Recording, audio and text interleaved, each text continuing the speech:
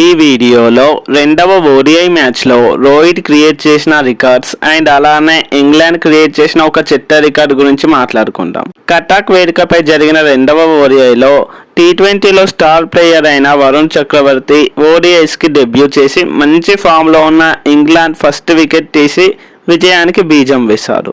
అలానే senior player అయిన Ravindra Jadeja out standing ఫామ్లో ఉన్న డక్కెట్ని, జో రూట్ని అలానే జేమీ ఓవర్టన్ని వికెట్స్ తీసి మరోసారి మెప్పించారు.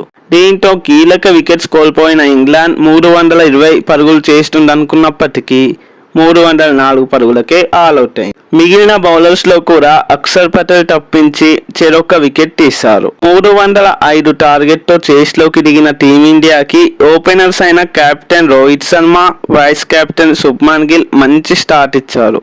ఎస్పెషల్లీ లాస్ట్ కొన్ని మంత్స్ నుండి విమర్శలు ఎదుర్కొంటున్న కెప్టెన్ రోహిత్ శర్మ సెంచరీ కొట్టి బ్యాట్తో సమాధానం ఇచ్చాడు. రోహిత్ ఓడిఐ కెరియర్లో ఇది 32వ సెంచరీ కాగా యాజ్ ఏ ఓపెనర్గా 30వ సెంచరీ.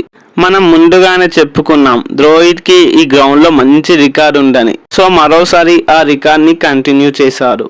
అలానే రోహిత్కి తోడు వైస్ కెప్టెన్ అయిన శుభ్మన్ గిల్ కూడా ఇంపార్టెంట్ హాఫ్ సెంచరీ చేసి రోహిత్కి మంచి సపోర్టింగ్ ఇన్నింగ్స్ ఇచ్చారు. ఈ మ్యాచ్లో మరో సీనియర్ ప్లేయర్ అయిన కోహ్లీ త్వరగా అవుట్ అయినప్పటికీ మూడవ మ్యాచ్లో కంబ్యాక్ ఇవ్వాలని కోరుకుందాం. శుభ్మన్ గిల్ అవుట్ అయ్యాక రోహిత్కి శ్రేయస్ అయ్యర్ నుండి కూడా మంచి సపోర్ట్ అయితే వచ్చింది.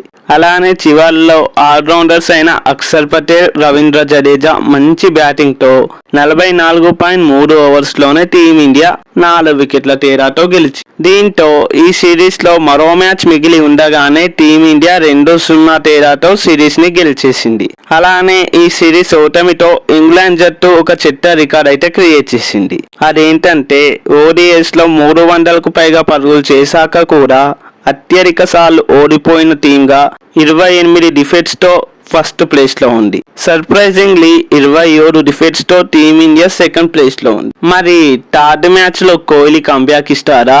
కామెంట్లో చెప్పండి. అలానే ఈ వీడియో నచ్చితే లైక్, షేర్ అండ్ సబ్స్క్రైబ్ చేయండి. ఇది వీడియో, మరో వీడియోతో మళ్ళీ కలుద్దాం. Thanks for watching. జై హింద్.